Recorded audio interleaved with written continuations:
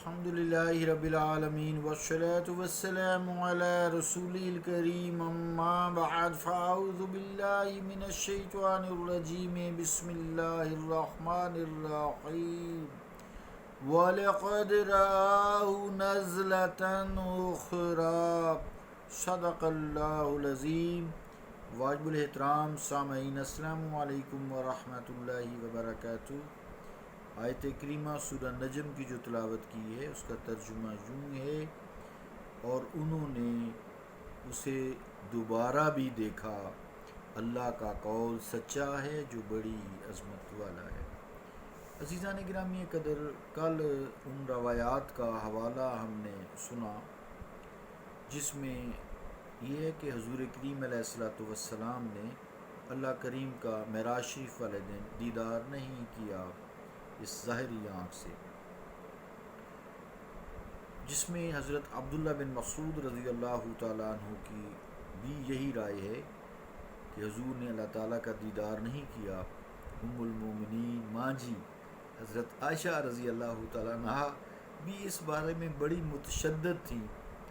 انہوں نے اپنے موقف کو ثابت کرنے کے لیے آیات کو بھی حوالہ دیا ہے۔ آئیے آج ان لوگوں کا تذکرہ کرتے ہیں، ان کے دلائل بھی سنتے ہیں جو دیدار الہی کے قائل ہیں۔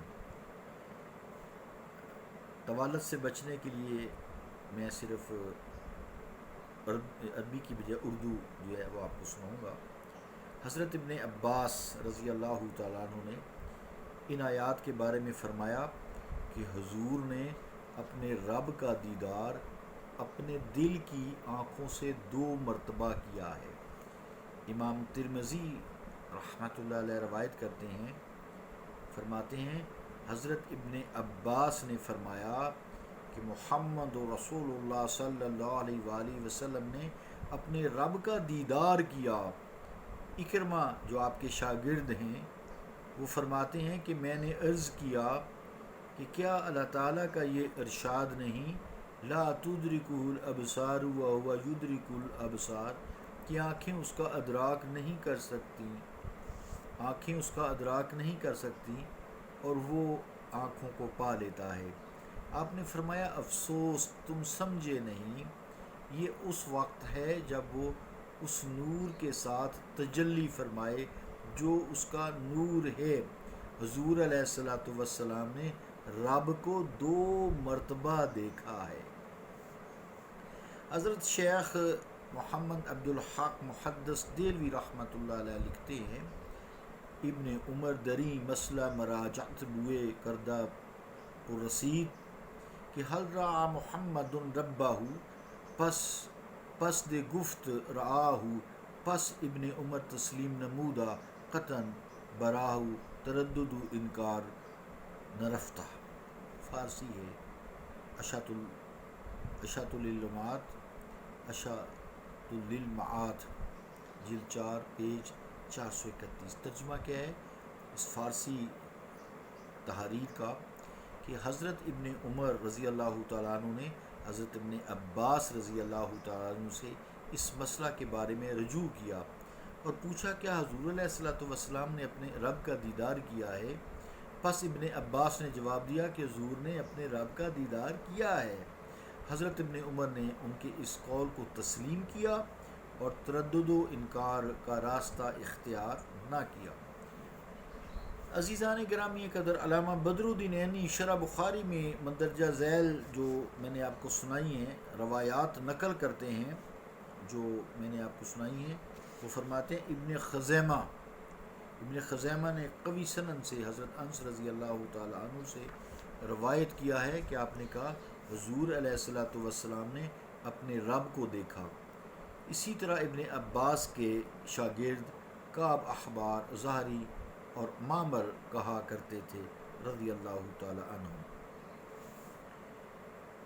فرماتے ہیں کہ یہ روایت نسائی کی سند صحیح کے ساتھ اور حاکم نے بھی صحیح سند کے ساتھ اکرمہ کے واسطے سے حضرت ابن عباس سے نقل کی ہے۔ آپ کہا کرتے کہ کیا تم لوگ اس پر تعجب کرتے ہو کہ خلت کا مقام ابراہیم علیہ السلام کے لیے اور کلام کا شرف موسیٰ علیہ السلام کے لیے اور دیدار کی سعادت محمد الرسول اللہ صلی اللہ علیہ وآلہ وسلم کے لیے ہو، کوئی تعجب نہیں۔ امام مسلم حضرت ابو ذر سے روایت کرتے ہیں کہ اس لفظ کو دو طرح سے پڑھا گیا ہے۔ قال سألت رسول اللہ صلی اللہ علیہ وسلم هل رأيت ربك قال نور انا اراہ، یعنی اس میں جو لفظ ہے دو طرح سے پڑھا گیا ہے، یعنی نور انا اراہ، دوسرا نورانی اراہ۔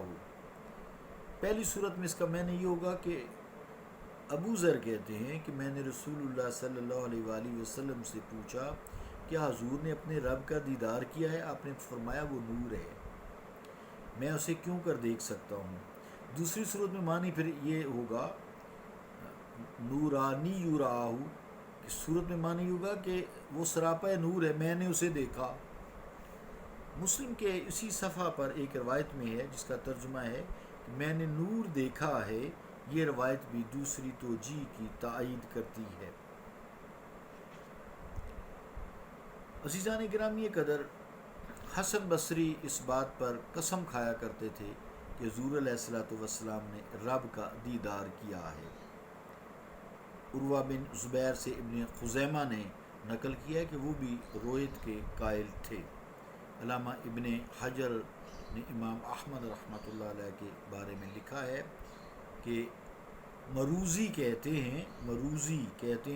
کہ میں نے امام احمد رحمۃ اللہ علیہ سے کہا کہ لوگ کہتے ہیں ام المومنین یہ کہا کرتی کہ جس نے یہ کہا کہ حضور علیہ الصلوۃ والسلام نے اپنے رب کو دیکھا تو اس نے اللہ پر بڑا بہتان باندھا ہے، تو حضرت عائشہ کے اس قول کا کیا جواب دیا جائے؟ آپ نے فرمایا حضور کے اس ارشاد کے ساتھ رأیت ربی کہ میں نے اپنے رب کو دیکھا، حضرت عائشہ کے قول کا جواب دیں گے، اور حضور علیہ الصلوۃ والسلام کا ارشاد گرامی حضرت عائشہ رضی اللہ تعالیٰ عنہ ام المومنین ہماری ماں جی کی قول سے بہت بڑا ہے۔ عزیزان گرامی قدر، یہ مختلف اقوال ہیں جو قائلین رویت کی طرف سے بطور استدلال میں نے آپ کو سنائی ہیں۔ ان میں صحابہ مثلا ابن عباس، کعب بن احبار، انس، ابی ذر کے علاوہ عروہ بن زبیر، حسن بصری، اکرمہ جیسے اکابر تابعین بھی موجود ہیں، اور حضرت امام احمد کا قول بھی آپ نے سماعت فرمایا ہے۔ ان اقوال کے علاوہ بے شمار احادیث بھی ذکر کی گئی ہیں۔ ان تمام دلائل کی بالتفصیل پیش کرنے کے بعد علامہ نووی کیا لکھتے ہیں؟ وہ لکھتے ہیں کہ حضرت ابن عباس سے جب صحیح روایات ثبوت کو پہنچ گئیں کہ انہوں نے ایسا کہا ہے، تو اب ہم یہ خیال نہیں کر سکتے کہ آپ نے اتنی بڑی بات محض قیاس اور ظن کی بنا پر کہی ہو، یقیناً انہوں نے کسی مرفوع حدیث کی بنا پر ایسا کہا ہوگا۔ نیز ابن عباس ایک چیز کو ثابت کر رہے ہیں، دوسرے حضرات نفی کر رہے ہیں، اور یہ قاعدہ ہے کہ مثبت کا قول نافی پر مقدم ہوتا ہے، یعنی ہاں کا قول بہتر ہے، اس پہ بھاری ہے بنسبت نہ کے۔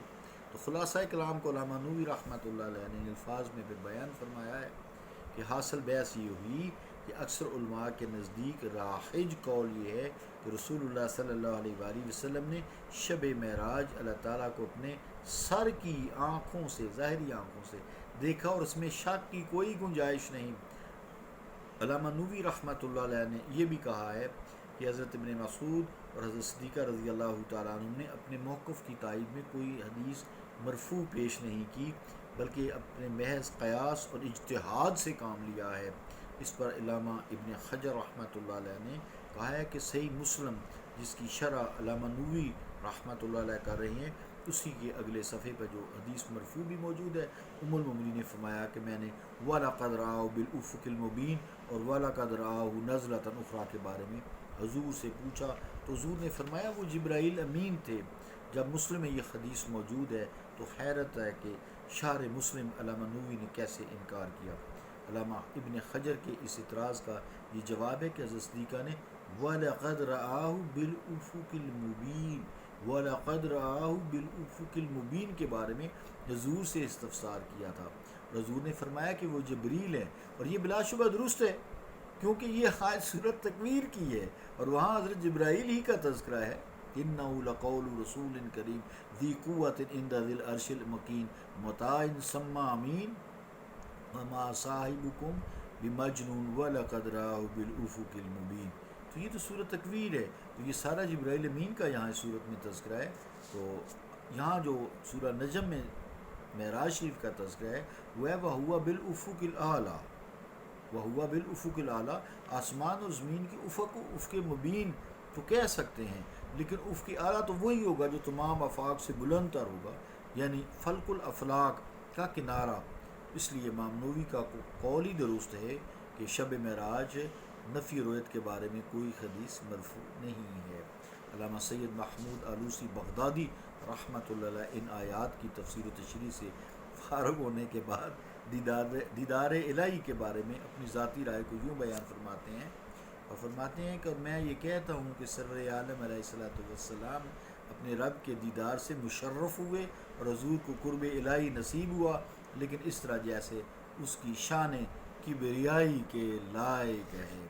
حضرت امام احمد بن حنبل رحمۃ اللہ علیہ سے جب دریافت کیا جاتا کہ حضور علیہ الصلوۃ والسلام نے اپنے رب کا دیدار کیا ہے، تو آپ جواب میں فرماتے رآہ رآہ رآہ حتی ینقطع نفس، یعنی ہاں حضور علیہ الصلوۃ والسلام نے دیکھا، ہاں حضور نے اللہ تعالیٰ کو دیکھا، یہ اتنی بار دہراتے کہ ان کا سانس ہی ٹوٹ جاتا۔ مولانا سید انور شاہ صاحب اس مسئلے پر مفصل بحث کرنے کے بعد رقم تراز ہیں، وہ فرماتے ہیں حضور علیہ الصلوۃ والسلام دیدار الہی سے مشرف ہوئے، اللہ تعالیٰ نے اس دولت سرمدی سے آپ کو نوازا اور اپنے فضل و احسان سے عزت افزائی فرمائی، بس حضور علیہ الصلوۃ والسلام نے اللہ کو دیکھا، حضور نے اللہ کو دیکھا، جس طرح امام احمد نے فرمایا، مگر یہ دیدار ایسا تھا جیسے حبیب کا دیدار کرتا ہے، نہ منہ آنکھیں بند کرنے کی قدرت رکھتا ہے اور نہ اس میں یہ طاقت ہوتی ہے کہ ٹک ٹکی باندھ کر روئے دلدار کو دیکھتا رہے۔ اللہ تعالیٰ کے فرمان کا یہی مفہوم ہے، ما زاغ البصر وما طغیٰ۔ حضرت شیخ محمد عبدالحق محدث دہلوی اشاعت للمعاد کی جلد 4 میں اس مسئلے کی تحقیق کرتے ہوئے اسی قول کو پسند فرماتے ہیں۔ حضور کریم علیہ الصلوۃ والسلام اللہ تعالیٰ کے دیدار سے مشرف ہوئے، والحمدللہ علی ذالک۔ تو عزیزان گرامی قدر، آیات کبریٰ کی تشریح کرتے ہوئے علامہ ثناء اللہ پانی پتی بھی فرماتے ہیں کہ یعنی آیات کبریٰ سے مراد عالم ملکوت کی وہ عجیب و غریب چیزیں ہیں جن کا مشاہدہ حضور علیہ الصلوۃ والسلام نے سفر معراج پر جاتے ہوئے اور واپسی کے دوران میں کیا، جیسے براق ہے، سماوات ہے، انبیاء ہیں، فرشتے ہیں، سدرۃ المنتہا ہے، جنت المأویٰ وغیرہ وغیرہ ہے۔ اللہ رب العالمین عزیزان اکرامی قدر ہمیں رسول کریم صلی اللہ علیہ وسلم سے محبت عطا فرمائے، بس ہم یہی مانگتے ہیں۔ صلی اللہ تعالیٰ علی رسول خیر خلقہ محمد وعلی آلہ واصحابہ اجمعین برحمتک یا ارحم الراحمین۔